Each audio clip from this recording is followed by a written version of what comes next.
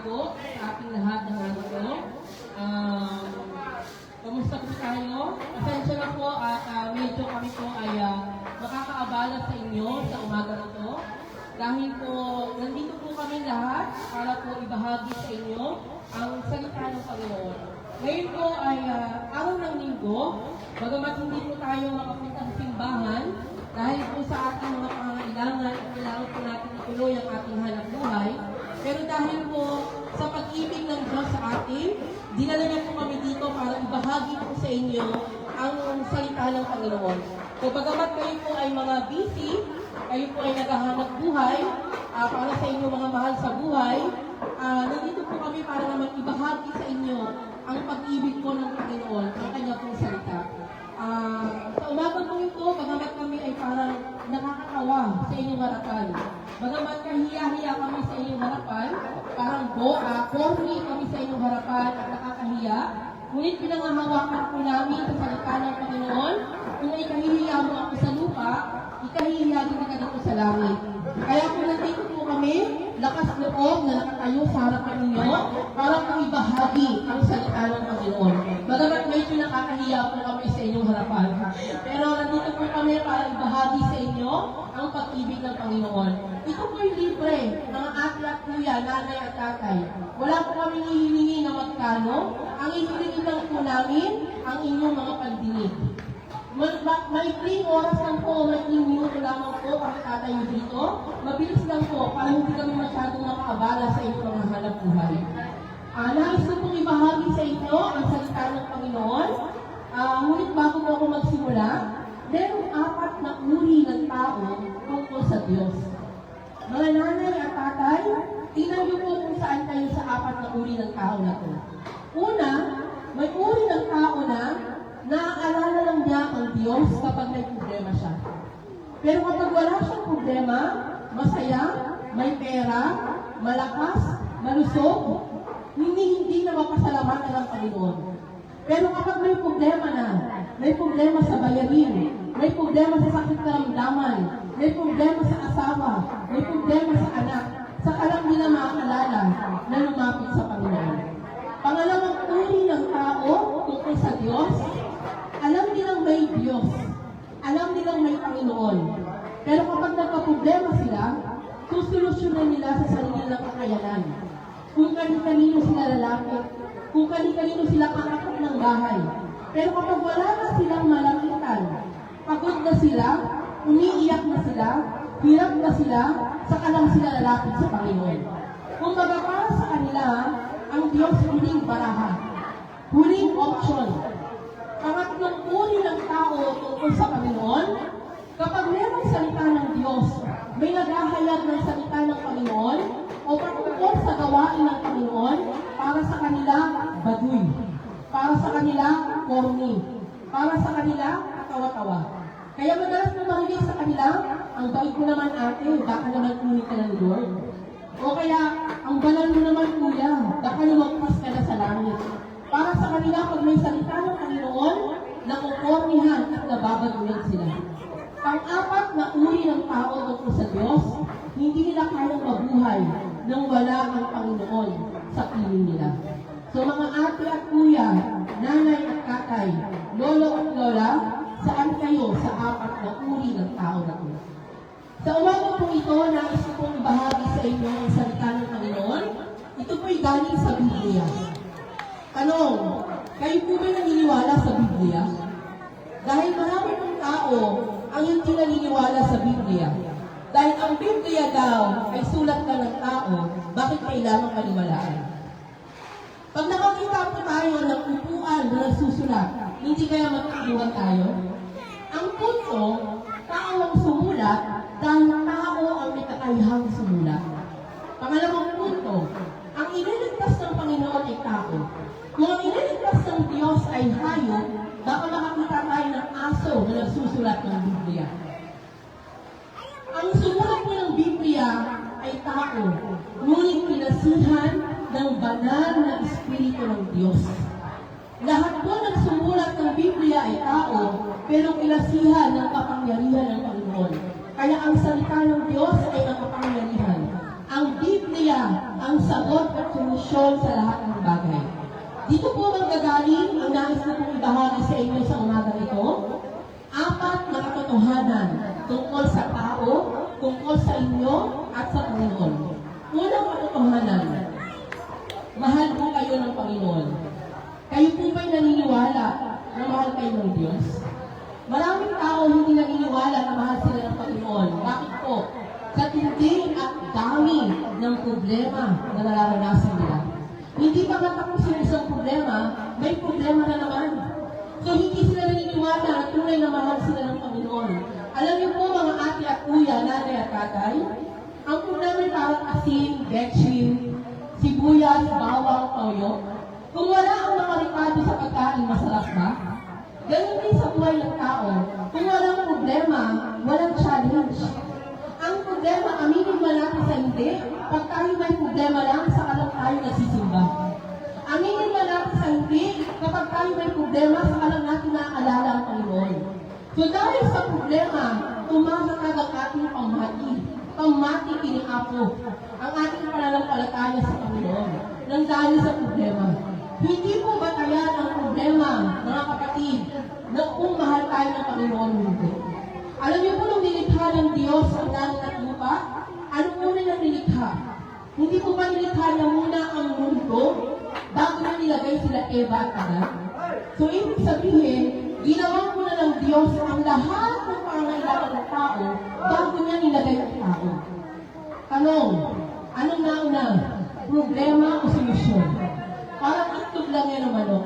Ang sabi ko po kanina, mas unang nilikha ng Diyos ang pangangailangan ng tao bago niya nilagay ang tao. So ang nauna po ay solusyon, mga kapatid.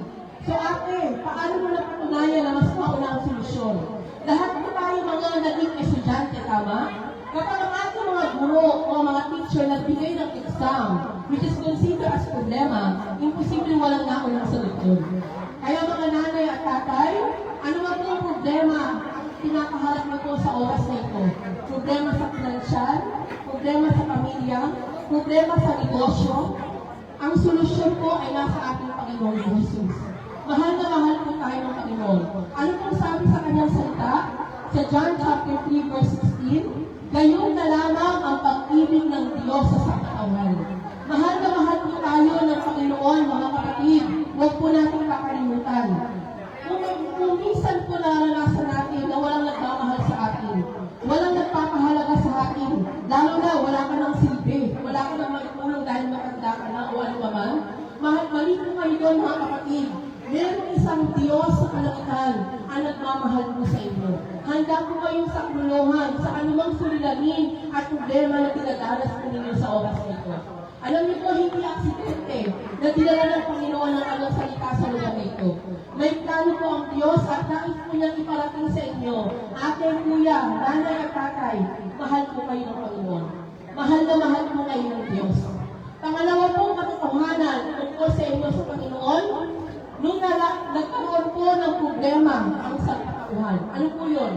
Alam niyo po, sila Eva at Adan, nung hindi ba po nagkakasala, ang Diyos nakakasama lang po nila. Ang Panginoon po ay banal. Hindi pwedeng nakikita ng taong makasalanan. Kaya nung nagkasala po si Eva at Adan, pinig na lang ng Panginoon na narinig sa kalangitan. Tanong, sa panahon ba natin, narinig ko ba ang pinig ng Diyos na nagsasalita sa langit? Hindi na po. Bakit? Sa tindi at talamak na ng kasalanan ng tao. Alam niyo po ba mga kapatid, ang kasalanan ang naging hadlang kung bakit po tayo nakahiwalay sa Panginoon. Ang sabi po sa kanyang salita sa Romans chapter 3 verse 10, walang matuwid, walang sinuman. Walang nakaabot sa pamantayan ng Diyos. Ang tanong, kayo po ba'y aminado na makasalanan? Kasi when back to Saudi Arabia, sa pagbabahagi ko po ng salita ng Diyos doon, meron po akong nakasalampuha. Ang sabi po ni Kuya, ate, huwag ka magbahagi ng salita ng Diyos sa akin dahil hindi ako makasalanan. Pumunta ka doon sa bilangguan, doon may rapist, may kidnapper, may killing. Doon ka magbahagi. Ngayon, ang sabi ko po sa kanya, minsan ba kuya, ikaw ba'y nagtanim na ng sama ng loob sa kapwa mo? Ang sabi ko niya, aba, syempre naman, minsan nagkakaroon ako ng sama ng loob sa kapwa ko. Alam niyo po ba nakalagay sa Biblia, sa salita ng Panginoon? Magtanim ka lang ng sama ng loob sa kapwa mo para mo na siyang pinatay. So, ibig sabihin po mga kapatid, walang maliit o malaking kasalanan sa Panginoon. Lahat po ito ay kasalanan. Halimbawa, si ate nagnakaw ng 5 piso. Si kuya nagnakaw ng 10. Pag harap nila sa Panginoon, pareho sila ng kapalusahan. Bakit? Dahil pareho silang nagnakaw. Ang sabi mo sa salita ng Diyos sa Biblia, Romans chapter 6 verse 23, ang kabayaran ng kasalanan ng kamatayan. Ano po ibig sabihin ng kamatayan? Kamatayan sa dagat-dagatong apoy ng impyerno. Lahat po tayo destinong pumunta ng impyerno. Bakit? Dahil lahat po tayo makasalanan. Ang dumadami po sa atin na tubo mula kay Eva Adal ay tubong makasalanan. O ate, paano mo mapapatunayan? Paano mo mapapatunayan na tayo makasalanan? Tingnan niyo po mga kapatid, mga nanay at tatay. Kaliit-liit na bata, hindi mo naman tinuruang magsinungaling. Pero bakit natututo silang magsinungaling? Kaliit-liit na bata, hindi mo tinuruang mangupit. Pero bakit natututo silang mangupit? Dahil ito po yung likas na dugo na tumatalo sa tao. Dugong makasalanan. At ang dahil po sa kasalanan, nakahiwalay po tayo sa Panginoon. Dahil ang kasalanan po ay hindi pwedeng madikit sa Panginoon dahil ang Diyos po'y banal. So lahat po tayo mga makasalanan, we are destined to go to hell. Dahil ang sumpa ng Diyos sa atin, ang kabayaran ng kasalanan, kamatayan. Ngunit ang bigay ng Panginoong Yesus ay buhay na walang hanggan. Pangatlo pong katotohanan patungkol sa inyo at sa Panginoon, nung nalaman mo ng Diyos na tayo nakahiwalay sa Kanya, gumawa po siya ng paraan. Ano po yun? Ibinigay niya ang kanyang bugtong na anak upang sino man ay sumampalataya. Anong sabi po sa John chapter 3 verse 16? Gayon na lamang ang pag-ibig ng Diyos sa sangkatauhan nang binigay niya ang kanyang kaisa-isang anak na si Kristo. Kung sino man ang sumampalataya, magkaroon ng buhay na walang hanggan at hindi mapahamak. So mga kapatid, nung nalaman mo ng Panginoon na tayo napahiwalay sa Kanya dahil sa kasalanan, ibinigay niya po ang kanyang bugtong na anak, walang iba kundi si Jesus Christ, upang maging daan po ng ating kaligtasan. Alam niyo po ang sabi sa Biblia, John chapter 14 verse 6, si Kristo lamang ang daan, ang katotohanan at ang buhay. Si Kristo lang ang daan para tayo makarating sa kalangitan. Jesus Christ is the only way, the truth, and the life. No one comes to the Father except through Him. Hindi po nakalagay sa Biblia, religion is the only way, the truth, and the life. Hindi po nakalagay sa Biblia, pagiging mabuting tao, ang daan, ang katotohanan at ang buhay. Ang nakalagay po sa salita ng Panginoon, Jesus Christ is the only way, the truth, and the life. Walang relihiyon na kapagliligtas ang tao, mga kapatid. Kami po nandito sa umagang ito para hindi po palitan ng mga relihiyon nyo. Hindi po kami nandito para dagdagan ang inyong mga relihiyon. Bakit? Dahil walang relihiyon na kapagliligtas ang tao. Tanging relasyon lamang natin sa Panginoon. Tandaan niyo po mga nanay at tatay, maraming taong relihiyoso, pero sa Diyos walang relasyon. John chapter 3 verse 3, ang sabi po doon, no one can enter the kingdom of God unless you are born again. Born again po, ibig sabihin, hindi ito relihiyon. Ito po yung relasyon natin sa Panginoon. Alam niyo po, ang pinakamahalaga sa lahat, yung relasyon mo sa Diyos. Oo nga, ito ang relihiyon mo, kung magmamanias ka naman ng ibang tao. Oo nga, ito ang relihiyon mo, kung mangira ka naman ng ibang tao. Walang relihiyon makapagliligtas sa tao, mga kapatid. Ang nakalagay po sa salita ng Panginoon, relasyon sa Panginoon ang pinakamahalaga sa lahat. Kaya hindi po ako nagsasaya ng laway sa inyo sa umaga ito para palitan ang mga relihiyon nyo. O dagdagan ang inyong mga relihiyon. Dahil walang relihiyon makapagliligtas sa tao. Tawing relasyon natin sa Diyos ang pinakamahalaga. At yun ang ginawa ng Panginoon. Ibinigay niya kanyang bugtong na anak upang sino man ang sumampalataya ay magkaroon ng buhay na walang hanggan. Kaya po ito yung ginawa ng Diyos. Dahil sa sumpang pinitawan niya sa atin na ang kabayaran ng kasalanan at kamatayan, ang ginawa po ng Panginoon, ibinigay niya ang kanyang sarili.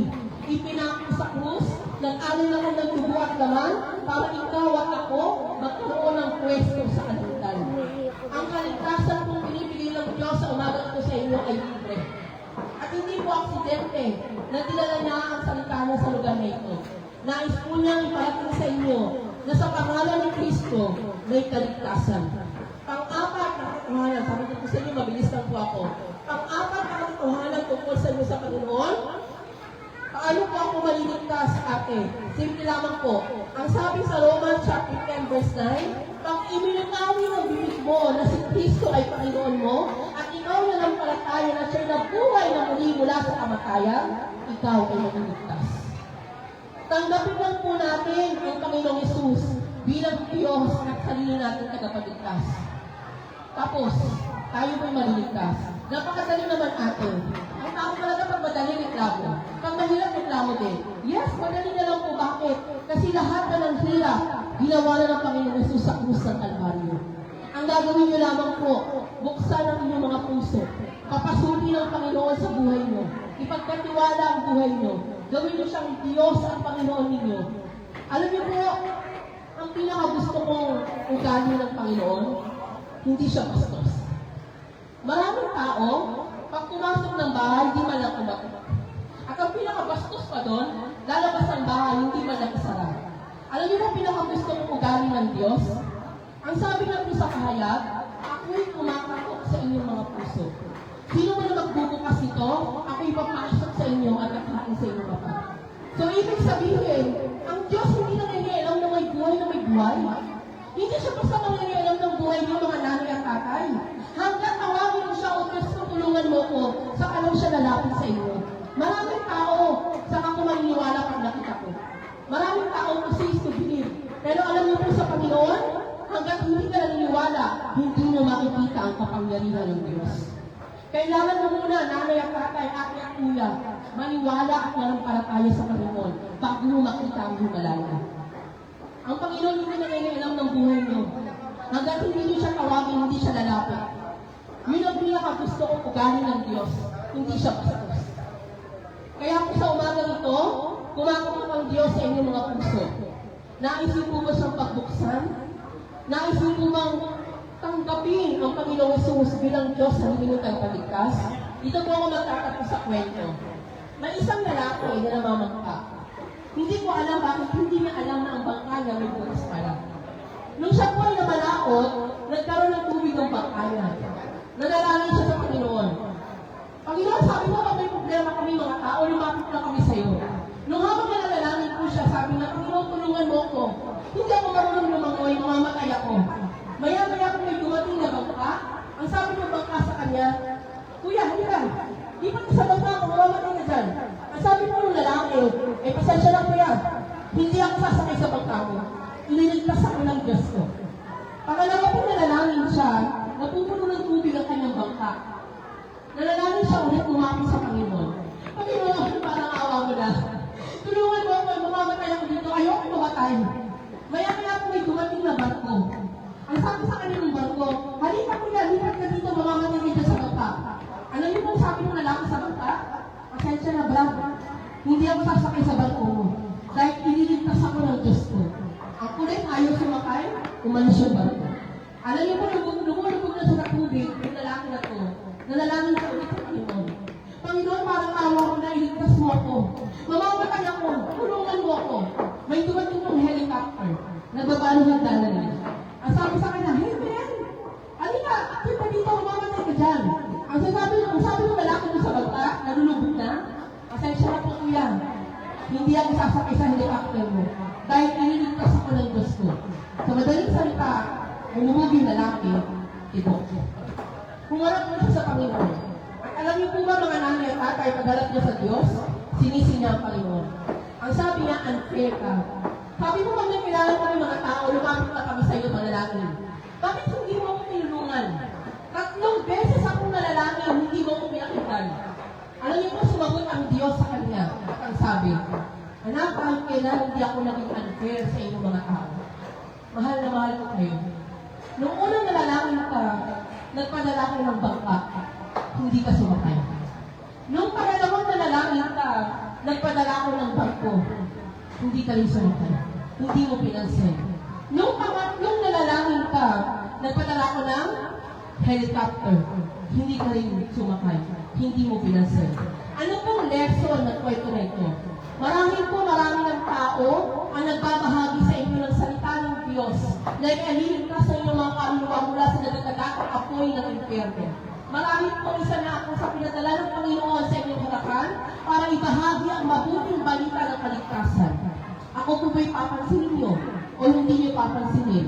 Katulad ng lalaki sa bata. Nais ko po kayong tanungin. Gusto niyo po bang magbuksan ng inyong mga puso ang Panginoong Yesus sa buhay niyo? Sa matagal na panahon na pagkatok niya sa inyong buhay, nais nang ipakilala sa inyo kung gaano niya kayo kamahal, kung gaano katindi ang kapangyarihan niya para kayo salipin sa mga malulod na buhay ninyo ng mga problema. Nais niyo po ba siyang tanggapin bilang Diyos at sarili niyong tagapagligtas? At kung meron man kayong sakit karamdaman, o hindi man meron kayo sa pamilya, anak, asawa na may sakit, at gusto niyo maranasan ang kagalingan, nasa Diyos ang kagalingan. Alam niyo po, ako, sa Saudi Arabia, nung panahon po ng corona pandemic, ako po'y naoperahan sa ulo. Una ko pong operasyon, aneurysm. Kung alam niyo po yung aneurysm, yung napuputukan ng ugat sa ulo, yun po yung aking dinanas, unang operasyon. Yun po ay February 2020. Alam ko wala pang pandemic doon kasi March dumating ang pandemic, ang corona eh. February 2020, napuputukan ako ng ugat sa ulo dito sa harapan. Sa Diyos po ang papuri, ako po ay pinagaling ng Panginoon. Alam niyo po ba, 20% lang na napuputukan sa ulo ng ugat ang nakakaligtas. Pero ako po yung niligtas ng Panginoon. Pagdating ng May 2023, mas lang po ang pagitan. Naoperahan na naman ako sa ulo. Puro ulo ang aking operasyon. Ang pangalawang operasyon ko po sa ulo, brain tumor. Nagkaroon po ako ng tumor sa ulo. Sa pangalawang pagkakataon na binuksan ang ulo ko, tatlong buwan lang pong pagitan, binuhay ulit ako ng Panginoon. At simula nung binigyan ako ng Diyos ng pagkakataong mabuhay, ibinabahagi ko po ang salita ng Panginoon sa bawat isa. At gusto ko pong malaman ng bawat isa na ang Panginoong Yesus lang ang may kapangyarihan bumuhay ng patay. Ang Panginoong Yesus lang ang may kapangyarihan magpagaling. Kaya kung kayo po ay mayroong iniindang sakit, kung kayo po mayroon sa pamilya niyo mayroong karamdaman na kamamatay, may sakit, lumapit lang po kayo sa Panginoon. Ang Diyos na nagpagaling sa akin, ang Diyos na magpapagaling sa inyo. Kung nais niyo pong tanggapin ng Panginoon sa oras nito, ililig ko po kayo sa panalangin. Ako po yung mananalangin. Sundan niyo lang po ang panalangin. Kung kayo po ay busy, may bumibili o kayo po ay nagtitinda o kayo po ay bibili, pwede po kayong sumunod sa panalangin sa inyong isipan lamang. Kung kayo po nahihiya sa katabi nyo, baka sabihin balan-balanan kayo, pwede po sa isip lamang kayo sumunod sa panalangin. Sige po mga nanay at tatay, ate at kuya, sa oras po ito, kung nais niyo pong tanggapin ng Panginoong Yesus, papasukin siya sa inyong mga buhay, sumunod po kayo sa panalangin sa akin. Panginoong Yesus, ako po yung malapit sa inyo sa oras ito. Humihingi po ako ng kapatawaran sa mga kasalanan ng aking nagawa. Simula sa aking mga ninuno, simula nung ako'y bata, at hanggang sa oras nito, patawarin niyo po ako. Sa oras ko ito, tinatanggap kita bilang Diyos at sarili kong tagapagligtas. Pinagbubuksan kita ng puso ko. Pinapapasok kita sa buhay ko. Ikaw na po ang maghari at magkontrol nito. At sa oras ko ito, isulat mo ang pangalan ko sa libro ng buhay sa kalangitan. Sa pangalan ni Jesus. Amen. Praise the Lord po. Alam po ng Panginoon kung kayo po ay sumunod sa panalangin o hindi. Wala akong sabitan dito dahil relasyon po ang aking ino-offer, hindi po religion. So pwede po ba pahintulutan niyo ako kapalalangin ko kayo? Please allow me to pray for you sa lahat ng mga nandito at naaabot ng speaker na ito. Pwede po ba kayong ipanalangin sa Panginoon? Nais ko lamang po bago kami umalis, ipag-pray po kayo lahat. Ang maraming banal na mapapagalingan sa lahat.